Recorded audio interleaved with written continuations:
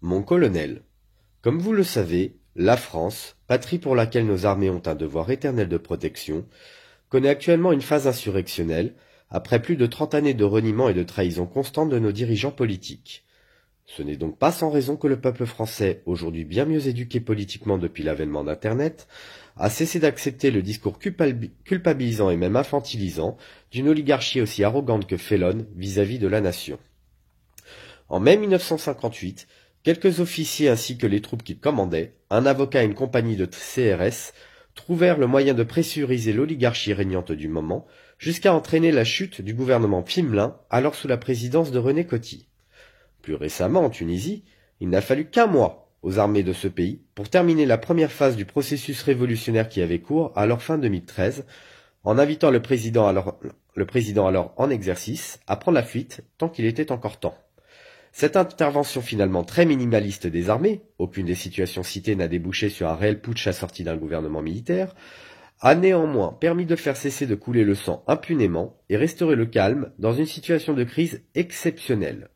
Dans les deux cas, la légalité constitutionnelle a été respectée malgré le rapport de force engagé. Aujourd'hui, mon colonel, il n'est plus tolérable de constater le silence de nos armées alors que nos soldats et officiers devraient être les premiers à s'insurger de la situation. N'étant pas certain que vous disposiez de tous les éléments de réflexion légitimant le soutien de l'armée française à la nation, permettez-moi de vous dresser une chronologie d'un certain nombre de décisions politiques qui constituent toutes une réelle trahison à la souveraineté du peuple français, à l'indépendance de ses armées et aux valeurs de paix prônées par la République.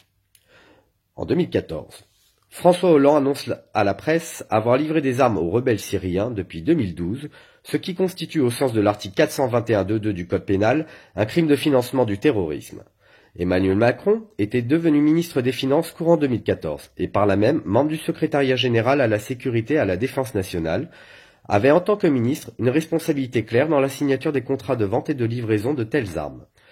Je n'ose vous rappeler que nombre de terroristes ayant sévi en France et notamment au Bataclan se sont aguerris en Syrie. 2014 toujours, François Hollande annonce annuler le contrat de vente des navires Mistral sans que les transferts technologiques liés à cette transaction, notamment sur ce qui relève d'un certain nombre d'équipements radars, ne puissent être empêchés. Outre le sinistre financier, économique et diplomatique que cela représente pour la France, c'est du point de vue militaire une véritable forfaiture. Quand bien même la Russie est un partenaire historique fiable, il n'y a aucune raison de permettre à son état-major de disposer de données et brevets sur des équipements militaires français soumis au secret défense.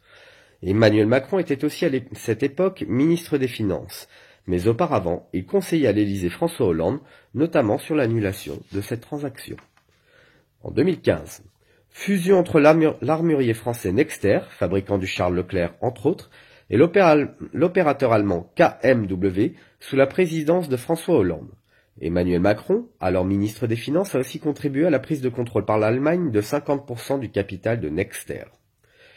2015, cession à General Electric de la branche énergie de Alstom, fabriquant notamment les turbines de nos centrales nucléaires, mais aussi celles équipant nos sous-marins nucléaires lanceurs d'engins, dont les propriétés acoustiques et la vitesse développée relèvent du secret défense.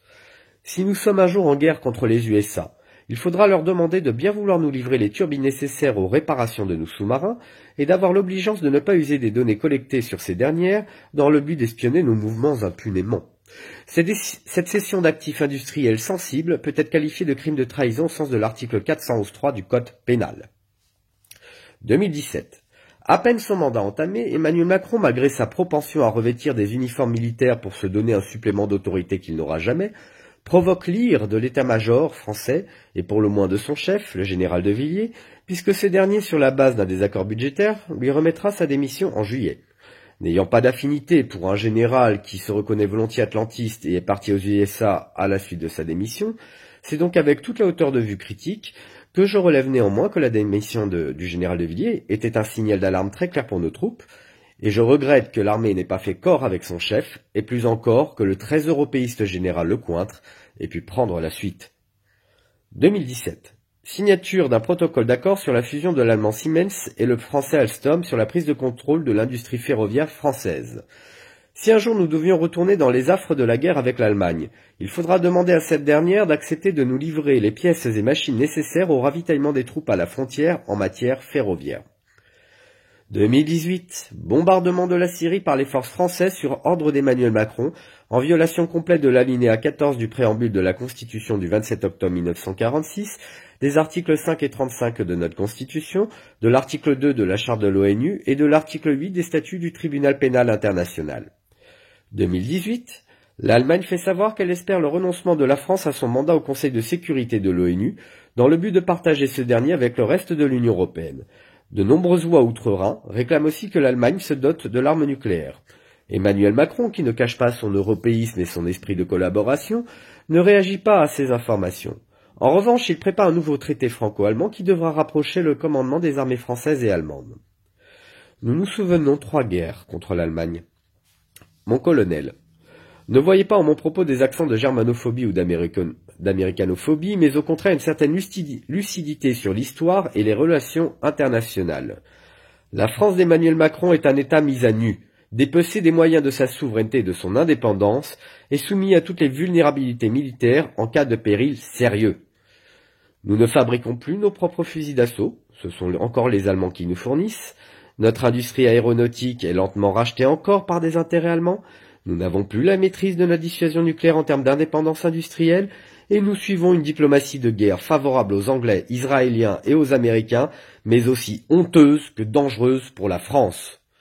Il ne se passe plus une semaine sans que des hauts fonctionnaires, militaires et élus, ne s'insurgent contre ces reniements de M. Macron et consorts. Aujourd'hui désormais, le criminel Emmanuel Macron réprime un soulèvement populaire dans le sang, alors que les aspirations des citoyens portent sur un désir de souveraineté à rétablir, d'une démocratie à bâtir et d'un contrat social à refonder. Autrefois, face à une crise de l'ampleur de celle que nous connaissons aujourd'hui, les présidents français se montraient pragmatiques en dissolvant l'Assemblée nationale ou en réclamant la démission du gouvernement. Emmanuel Macron, pour sa part, semble parfaitement décidé à aller jusqu'au bout de son entreprise de démolition de la France sur l'autel de l'Allemagne et de l'Union européenne, tout en excitant la colère des Français jusqu'à ce que les premières balles de la police nationale aillent perforer la chair d'un peuple légitimement insurgé. Nous réclamons le secours de l'armée. Nous souhaitons que nos soldats et officiers agissent au mieux de leurs possibilités pour neutraliser ou mettre en fuite Emmanuel Macron et son actuel gouvernement. Aussi, c'est en mon propre nom, ainsi qu'en celui des Gilets jaunes qui comprennent l'importance de ma démarche, que je vous demande de bien vouloir porter assistance au peuple français, dans l'espoir de votre étude attentive de notre requête, avec l'expression de notre respect.